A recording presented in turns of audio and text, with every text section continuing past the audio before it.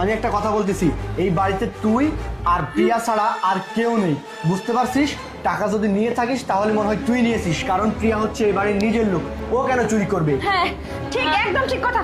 আচ্ছা কি ব্যাপার? আমাকে ভুল বুঝতেছেন, আমি কেন টাকা নিব? তুই এরকম ডাবল ড্রেস পরছিস কেন? হ্যাঁ ম্যাডাম অনেক শীত পড়ছে, এর জন্য আমি শীত পড়লে কি ডাবল ড্রেস পরতে হবে? তুই বাড়ির এই, কাজের তুই মহিলা। নিবি মানে তুই নিতে পারিস না?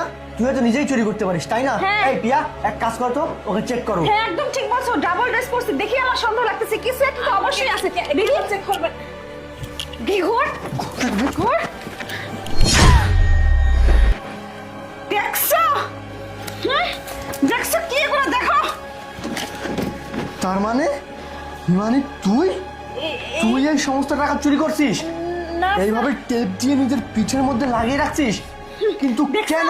দেখছো আমার কথা বিশ্বাস হলো তো? আমি প্রথমে সন্দেহ করছিলাম টাকাগুলো দরকার ওই নেই দিছে। টাকা আমার, তোকে আমি এতটা বিশ্বাস করি, সম্মান করি, আর তুই কিনা শেষ পর্যন্ত আমার এই বাড়িতে চুরি করলি? হ্যাঁ। কিভাবে করতে পারলি তুই এটা? না স্যার, আপনি বিশ্বাস করুন, আমি টাকা সম্পর্কে কিছুই জানি না। টাকা এখানে কিভাবে আসলো শোনো, আমি তো সেটা বুঝতে সে- পারতেছি চুপ না। কর চুপ। কিছু জানিস না? এত কথা বলার কোনো দরকার নেই, ওকে ঘাট ধরে বাড়ি থেকে বের করে দাও। যা। আরে কি ব্যাপার? যা, তুমি আমাকে কেন ধরতেছো? তোমাকে ধরবো না কাকে ধরবো? হ্যাঁ, মানেটা কি? টাকাগুলো ও চুরি করে না, টাকাগুলো তুমি চুরি করে ওর পিঠের মধ্যে লাগিয়ে দিয়েছো। মানে তুমি এসব কি বলছো? আমি ঠিকই বলছি, তাহলে শোন।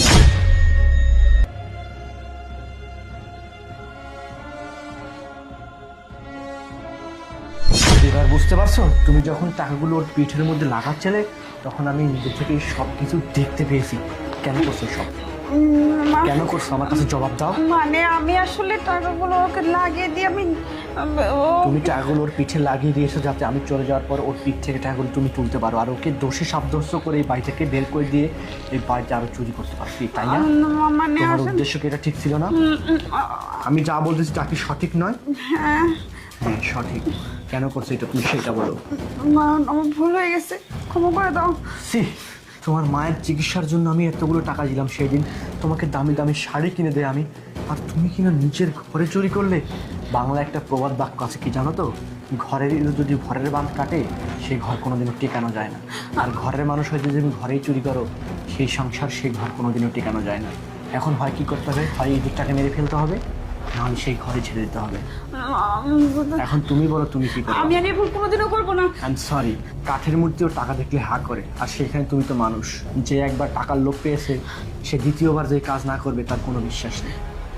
আমাকে তুমি ক্ষমা করো প্লিজ, চলে যাও এখান থেকে।